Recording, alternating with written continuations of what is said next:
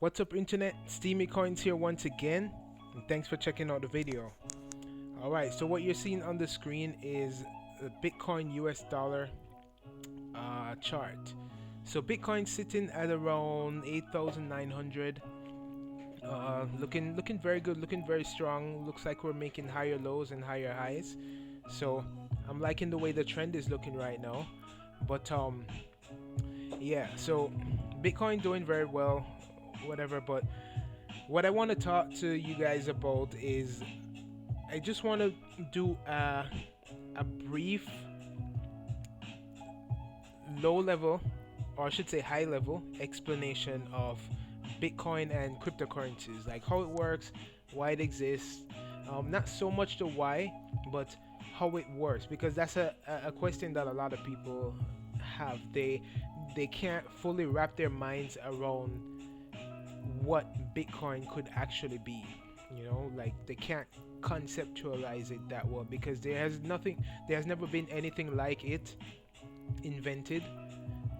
So it's hard to um, use anything else as a reference to it. So this video is all about just breaking it down for the everyday average individual. You don't need a computer science degree to understand what I'm talking about. I'm just and you don't need a computer science degree to um, be able to use Bitcoin and understand it. All right. I mean, there are different levels of understanding. Like you can try to understand it on a very low level, which is the code and why it works, or the database works, how all of that works. But this is just for the everyday individual that wants to get into cryptocurrencies, want to start using Bitcoin and other cryptocurrencies. All right.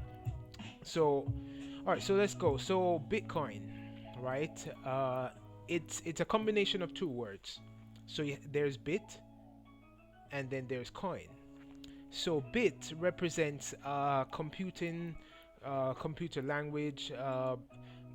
What a bit is? It's a one or a zero. Those are bits. It's a language that machines use to talk to other machines, right? So a bit can either be a one or a zero, true or false, on or off, right? So on a very physical level, a bit is an electrical impulse that runs across the circuit board of your um, device, right? Electronic device. So one basically means on, and zero means off. So that's basically what bit is. It's just a language of computers. Now, coin, most people recognize coin very easily. It has to do with finance, financial industry, markets, money managers, banks, central banks, all of that, foreign exchange. That's what coin represents: finance, global commerce, right? So if you put the two together, imagine the two industries coming together. You have the computing industry and you have the financial industry coming together. Imagine they came together. Imagine there are two people and they came together and they made a baby, right? That baby would be called Bitcoin, right? So it's the best of two worlds, and that is why I try to tell people, if anyone is trying to explain to you why Bitcoin is a bad idea, why Bitcoin is not going to work, there's two things you really need to know. Does this person understand computing on any level? Does he understand how computers work, networking, the internet? Does this person also understand finance? What is money? What gives money value? What makes money real? All of that. So if someone's really trying to either encourage or discourage you from getting into cryptocurrencies and they don't have some level of understanding for both of these industries, they're probably gonna lead you down the wrong path. Just because of the simple fact that it requires some level of knowledge about these two industries to have a grasp on Bitcoin, right? Now you don't have to understand everything. You don't have to be a professional in any of those two industries, computing or finance, but you have to understand that it's a combination of these two industries. And in order to advise people or explain to people about cryptocurrencies, you really have to have some level of knowledge about both of these fields, right? So that's Bitcoin. So Bitcoin runs on something called a blockchain. Now, simple explanation for a blockchain is that it is an immutable database, meaning it is a database where you cannot change the records that have been entered into it, right? So this is what allows Bitcoin to stay valid, because it can validate each transaction. So every time a Bitcoin or a fraction of a Bitcoin is transacted from one wallet address to another wallet address, and I'll explain what wallets are a little later, but wallets are where you hold your Bitcoins, right? And each wallet has an address.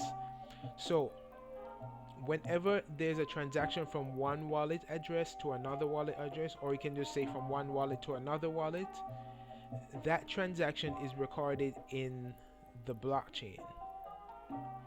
Alright, so when that transaction is recorded in the blockchain, that transaction will always be in the records for the Bitcoin blockchain, and it can never be changed. Alright, so this is a revolution in computing. So the blockchain, it's a database, but it's a new type of database that is secured with cryptography. Now, cryptography is a branch of mathematics that is used to hide information, encapsulate and hide information, right? So, or not necessarily to hide, but to secure. Right? It can be used to hide, but also used to secure and validate information. So that's basically what Bitcoin is. You can transact it anywhere in the world. You don't have to go through a clearinghouse like a bank or brokerage firm, cutting out the middleman essentially, right? People in third world countries like to use a lot of like Western Union and a lot of what do you call those places? I'm not sure what the right term for it, but you know Western Union, you know MoneyGram, those type of places. They're becoming obsolete. That's why they are also embracing cryptocurrency. But that's another story. Get into that later. But with something like Bitcoin or cryptocurrency, you don't need that kind of middleman. You know, I think Western Union charges about 8 or 10% of what is actually transacted. Not even a flat fee. They don't charge a flat fee. They want a percentage of what you're sending. All right. So cryptocurrencies is doing away with all of that. To create a Bitcoin, it actually costs energy. So this is another thing that a lot of experts don't understand.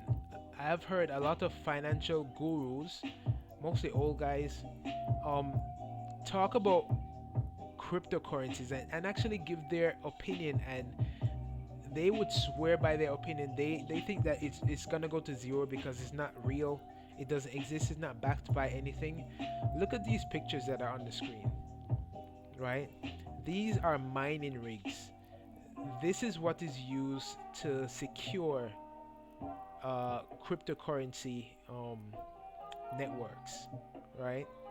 Mostly Bitcoin, because most of the energy goes towards Bitcoin, but other coins use this methodology too, right? This is what we call proof of work. Don't worry about what that means. It's not that necessary to understand, but proof of work is basically a type of algorithm that is used to create Bitcoins and secure Bitcoins, but not too necessary for you to understand. Just understand that it takes a lot of energy and equipment to mine Bitcoins and secure transactions, right? So if you look right here, I guess this is a guy, you call him a miner, and these are mining rigs right here. It takes a lot of energy, a lot of cooling power to create one Bitcoin. I don't know the exact cost to create one Bitcoin. I probably should have looked that up, but there is a cost to create them Bitcoin. I believe it's about 1,000 US, I believe, but please don't quote me on that. You can Google it, you can research that on your own, but just know that there is a cost to actually creating a Bitcoin. All right, so yeah, so if there's anything I'd like to leave you guys with of my explanation for Bitcoin and cryptocurrencies is that if anyone claims to be an expert, especially people in finance, I notice this happens a lot with people in finance. A lot of people in finance who have been in finance for a long time, they will have a negative opinion about Bitcoin, and a lot of the reasoning behind that is because it disrupts their worldview of how money works, right? But and a lot of times it's also that they actually don't want people to purchase cryptocurrencies before they can purchase a certain amount of cryptocurrencies for themselves, because they know where it's going, because they know that it is a limited supply. There's no government or industry that can come out and just say we're gonna print Bitcoin. It's not possible, right? It's just simply not possible. So, and that's part of the reason why Bitcoin was created also. It happened right after the 2008-2009 financial crash. Yeah, so this is something that was actually created around that time. But yeah, yeah, so that's basically my explanation. So just look out for people who claim to be very knowledgeable in finance, and then they have an opinion about Bitcoin. The reason why I'm saying that is because I listened to I can't remember his name, but he's very well known in the financial institution, and he gave all these reasons why Bitcoin was such a bad idea. All right, and the points that he was making were true, but they didn't apply to Bitcoin because he didn't understand Bitcoin. First, he said that it doesn't make much sense because there's no limited supply. He's wrong. There is a limited supply. It's 21 million. It's in the code. He also said that you can. What if you get fake Bitcoins? Well, it's not possible to get fake Bitcoins. If you have a Bitcoin wallet, Bitcoins that are sent to that go in there, they can only be real. They can't be fake. All right. So he thinks he can copy and paste Bitcoin, which is also very wrongable because Bitcoin is not a file on a computer that you can copy and paste. All right. It's a network that's hardened by cryptography. Literally every time a new node joins the Bitcoin network, the network becomes harder to hack. So they just, a lot of times people just don't understand what they're talking about. They are a professional in a certain domain, but they overstep their bounds and start giving their opinions on other domains. All right. Yeah. So anyway, let me just show you how to go about buying Bitcoins. So buying Bitcoins is as easy as purchasing anything on a website, e-commerce website, eBay, Amazon, any one of those. It's the same basic thing. So right here, there's this website called CEXIO. They're based in England. I find them to be one of the best places to buy cryptocurrencies. You get the best prices here, at least in my opinion. I've checked multiple times on which company is the best, and I keep coming back to cex.io. Yeah, I do have an affiliate partnership with them. Links in the description if you want to purchase any cryptocurrencies here. But yeah, you can just come here. First, you're gonna set up a profile. You can purchase as little as $20 worth. Click buy. And then it goes to your account, and then you can send that Bitcoin to any wallet you want. And not just Bitcoin, like a number of other cryptocurrencies also. Right? So you see a number of them here: Bitcoin, Ethereum, Bitcoin Cash, Bitcoin Gold, Dash, Litecoin, XRP, XLM, which is Stellar, XRP is Ripple, TRX, Tron, BitTorrent token, and M8C. So you have all those options here. It's a simple thing. Just purchase your Bitcoin, set up your account, purchase Bitcoin, send it to any wallet you want.